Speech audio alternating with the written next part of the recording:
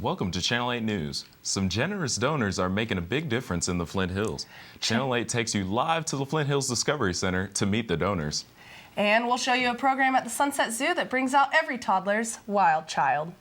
March sure came in like a lion. Channel 8 weatherman Tanner Barth is outside. Tanner, how soon can we expect that lamb? Hey, thanks, guys. And when you look, there's still snow here behind me. Quite a bit of it when you look at the realm of things. But like you said, I think spring is finally here, and I'll talk more about it in my 5-day forecast coming up.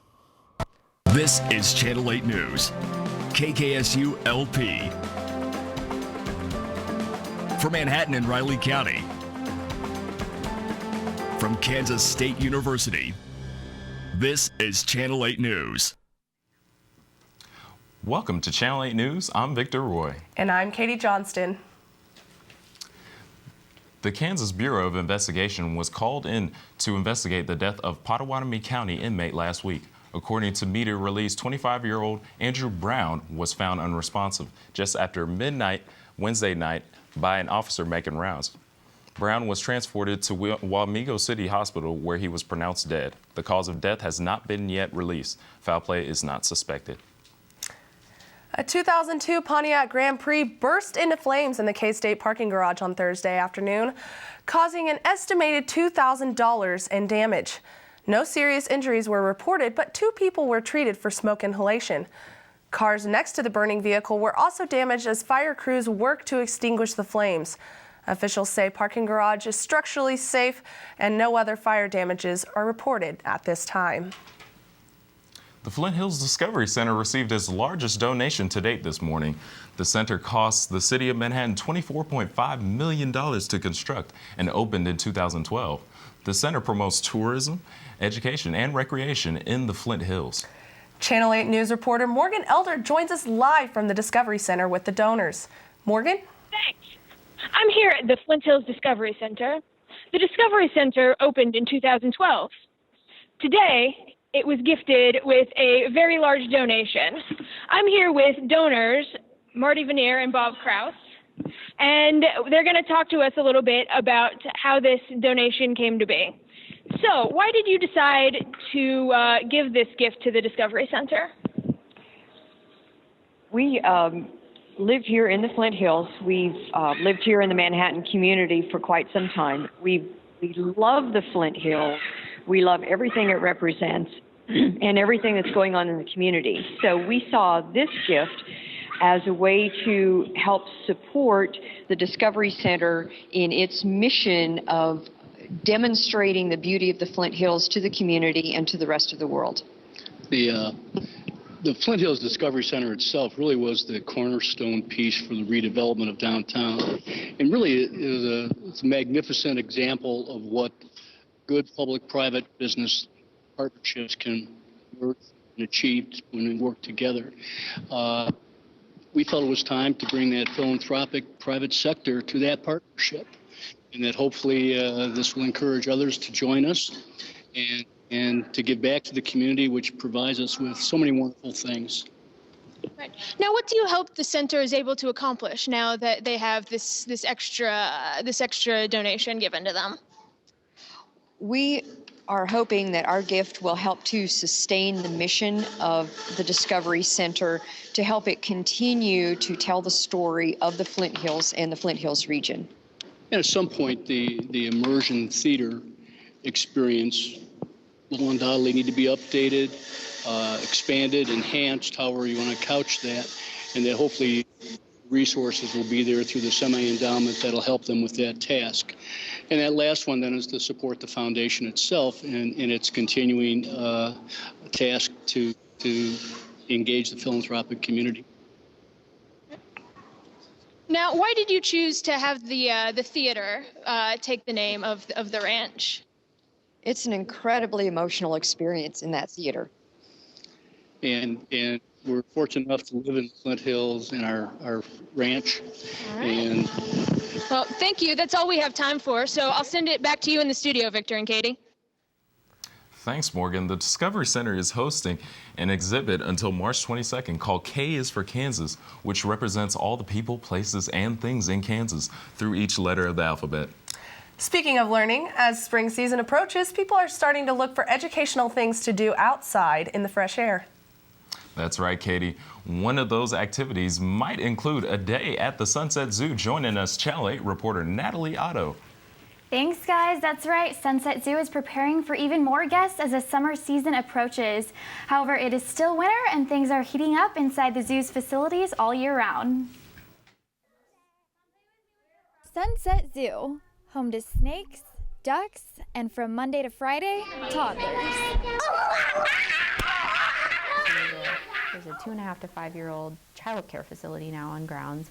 It's in the classroom right over there. They're at nap time. That's why their blinds are pulled. Although the kids do get their rest, they're all about playing, talking, and of course, animals. My favorite zoo animal is It's been awesome. It's a really neat program. It's all nature-based. So they have a nature-based play space, and where our hope is just somehow we're developing some sort of appreciation for the outdoors and the natural world.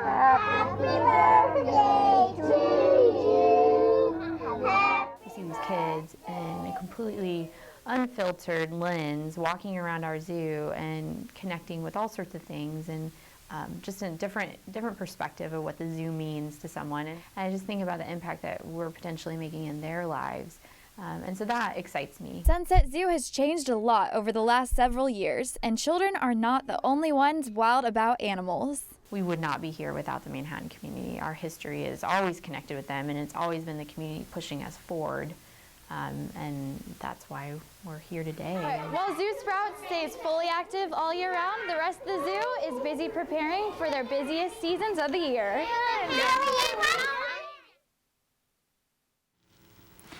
Any family interested in enrolling their child in Zoo Sprouts is encouraged to schedule a visit. You can set up a time by calling Sunset Zoo at 785-587-2737. Wow, I don't know what's cuter, the animals or the kids. Thanks, Natalie. And while the kids are at the zoo, parents might be headed to the gym. Last week, Kansas State University and Lafayette Health Center worked together to host the Fit to Be Me Week. Channel 8's Mary Claire Cunningham has the story. Bodies let loose and limbs are flying. Happy is the song that plays while students start to dance and sing with their new instilled confidence. There is a certain air in the room making everyone want to join. Amber Chris, the party starter, an inspirational leader that helps young men and women turn things around. When it comes to body image, fat talk, and self-degradation, Chris has been there and is a voice for treating your body kindly. What I liked about the talk was the fact that, one, it did allow us to be ourselves and bring our own experiences to the table by writing things down, or dance party as well. But I also think that I personally was able to see where I started a few years ago in terms of body image and things like that, and where I am now, and I'm just thoroughly grateful for that. So it's really more of the experience that I've had and her wonderful energy. So. Chris suffered with an eating disorder on and off through college. She urges students to be compassionate towards themselves and seek support. They are not alone. I really liked her talk because she had her own personal issues with body image, and I feel like it was a really good motivational speak for people who have issues that really are struggling with that. And it was really motivating. I liked it a lot. Operation Feel Good inspired students. It's the only body we have, so why not make it happy? Coming up on Channel 8, we'll show you how the money you donate to orphans could actually be going to criminals. And university professors go to school for several years to earn their title, but new legislation in Kansas may soon require them to withhold that part of their identity.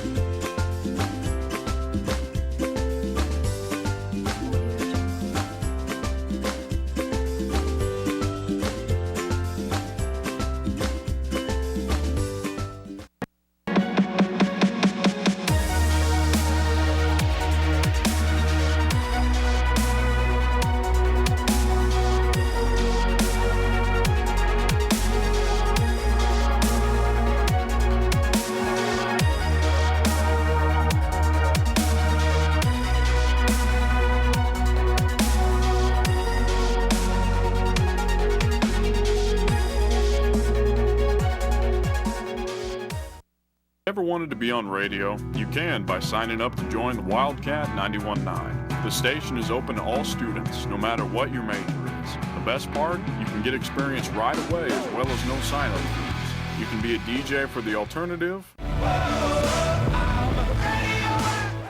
and hip-hop and rap rotation. Or report for news and sports. The Wildcat 91.9, KSDB, Manhattan. Welcome back to Channel 8 News. I'm Victor Roy. And I'm Katie Johnston. Students and professors from Kansas State and other universities across the nation attend conferences all the time. These conferences can cover topics from business to biology, but one group of K-State students and their professors had a serious topic of conversation. Channel 8 News reporter Rachel Schrog has more about the unique trip. Rachel? That's right. One K-State professor and 6 of his students flew to California for a short weekend trip.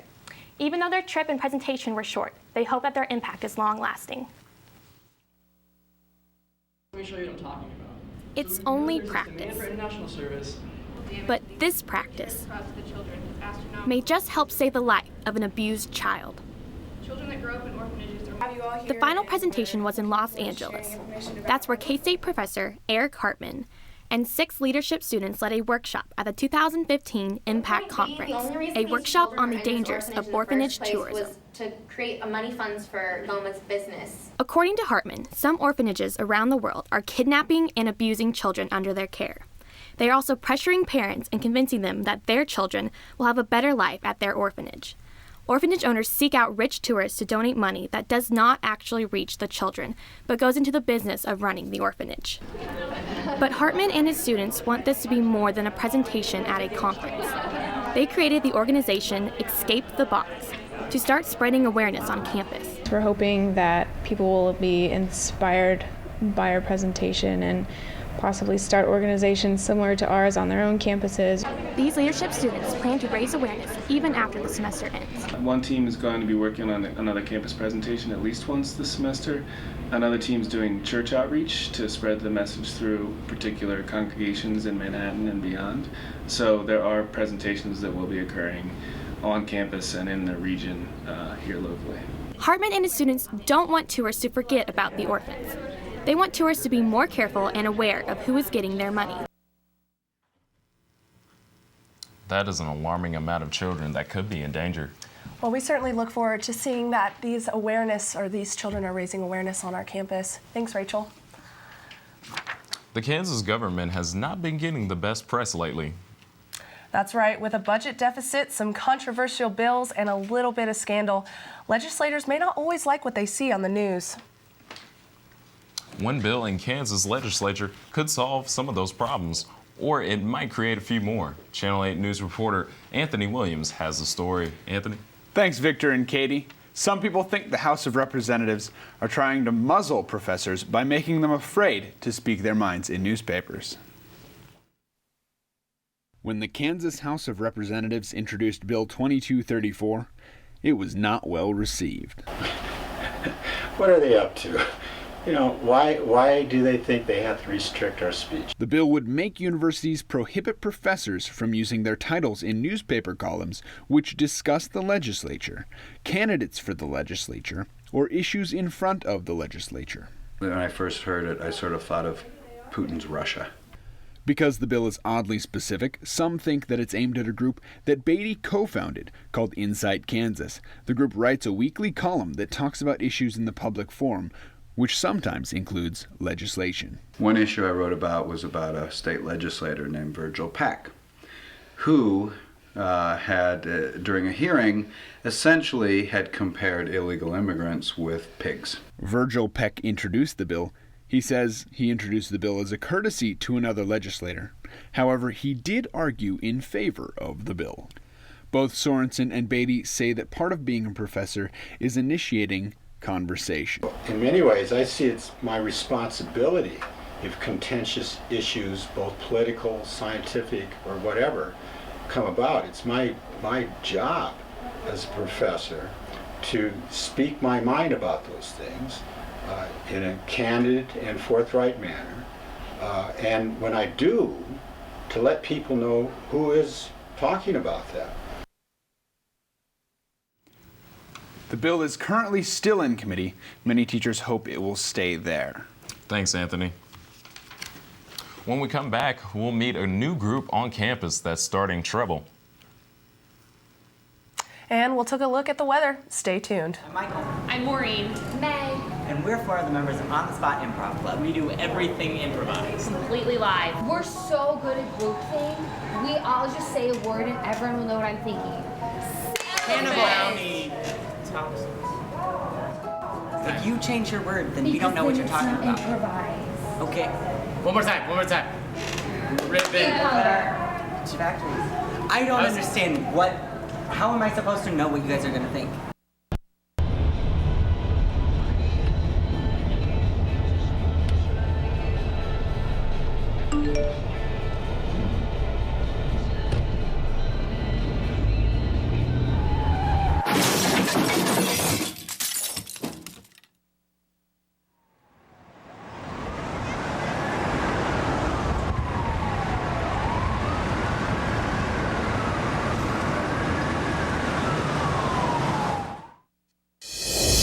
Hey animal lovers, if you haven't heard, the Sunset Zoo's website is full of information on news, upcoming events, how to get involved, and much more.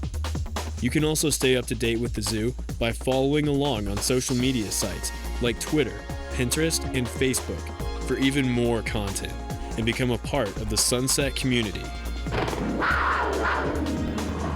So get online and check out sunsetzoo.com today. Welcome back to Channel 8 News. I'm Victor Roy. And I'm Katie Johnston. Music is one of the hallmarks of Kansas State University. But as traditions evolve, new ones begin. Channel 8 News reporter Amy Pond is here to tell us about the new group on campus that's creating their own work. Thanks, Victor. K-State students recently started their own singing group, and these ladies are literally rocking to their own beat.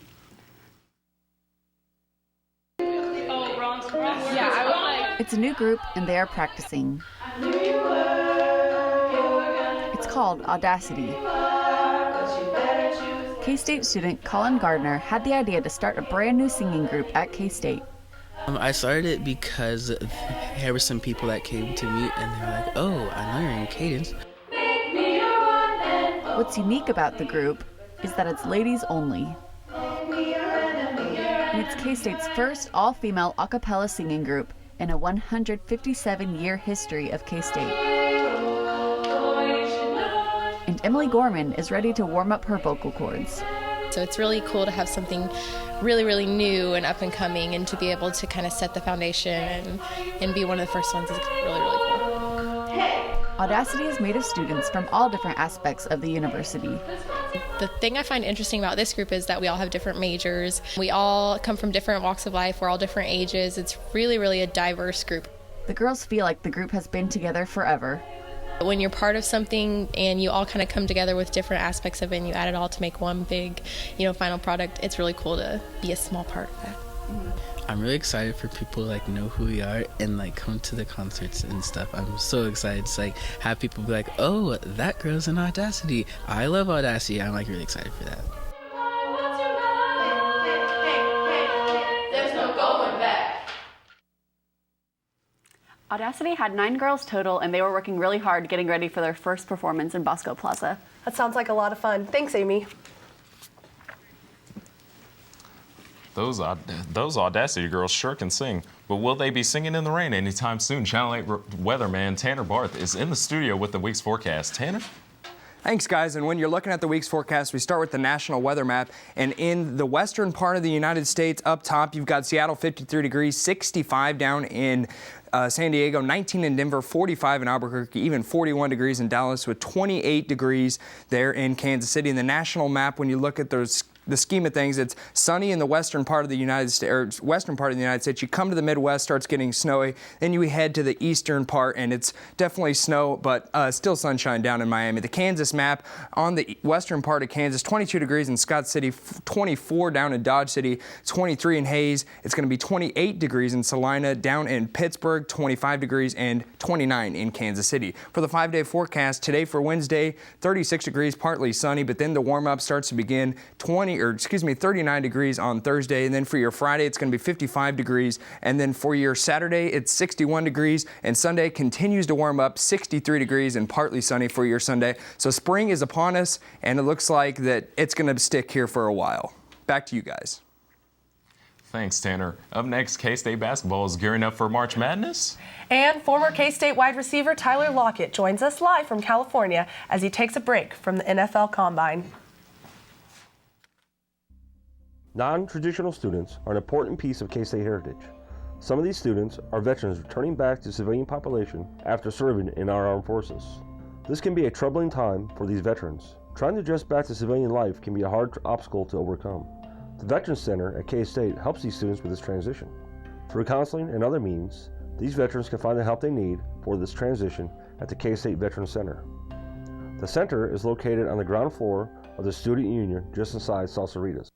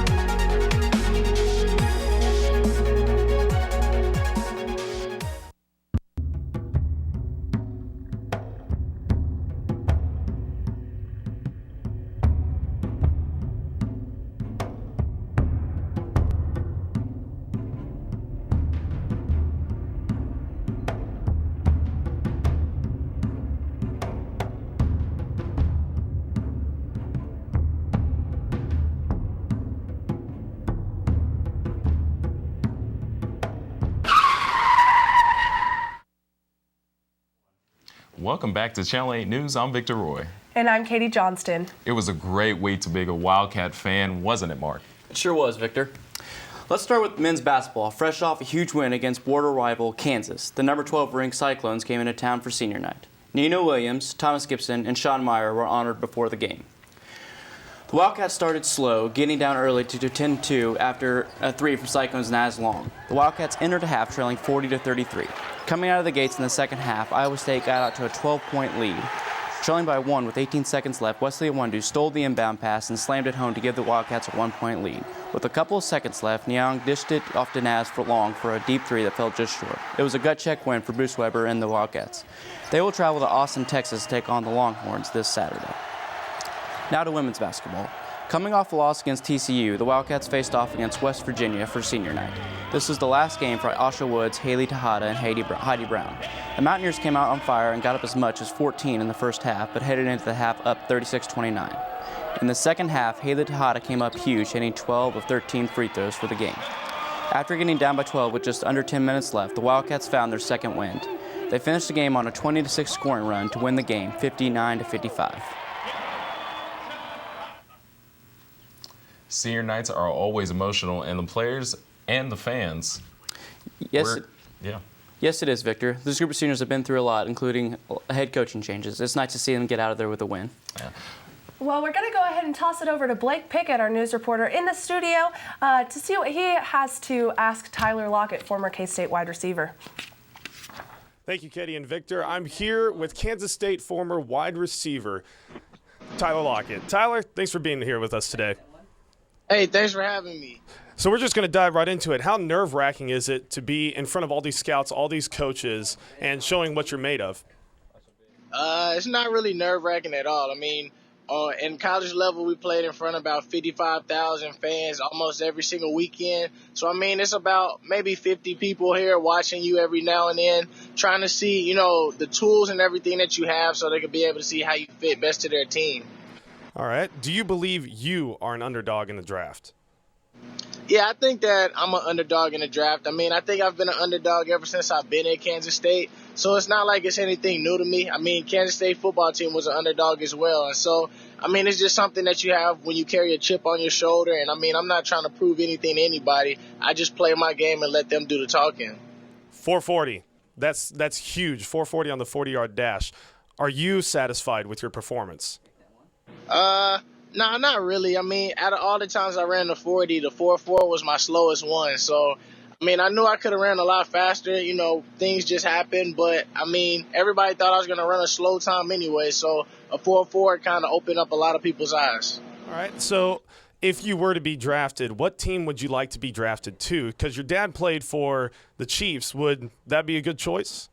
I mean, honestly, whoever wants me, I'm good with. I mean, to be able to make it this far and get a chance to play in the NFL, I mean, that's all you can really ask for. And whichever team gives you the opportunity, you just got to be able to take it and run with it. So, I mean, I don't mind who I go to. It's just hopefully I can fit into a good system. What's the future look like for Tyler Lockett? Well, I mean, I got Pro Day on Tuesday in Manhattan, Kansas. I have a lot of private workouts and stuff like that I'm going to have to do for teams. And after that, I mean, you just got to wait and sit down on April 30th to see what team I go to. All right, Tyler, thank you very much for your time, and good luck in your future. All right, thanks for having me. Back to you guys.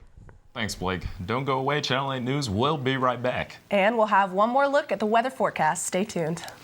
Have you ever wanted to be on radio? You can by signing up to join the Wildcat 91.9. The station is open to all students, no matter what your major is. The best part, you can get experience right away as well as no sign-up fees. You can be a DJ for the alternative and hip-hop and rap rotation. Or report for news and sports. The Wildcat 91.9, KSDB, Manhattan.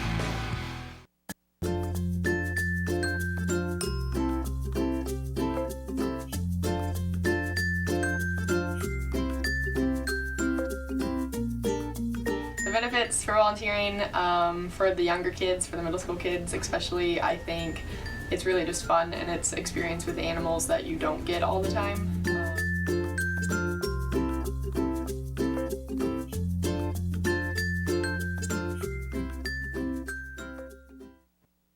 I'm Michael. I got it.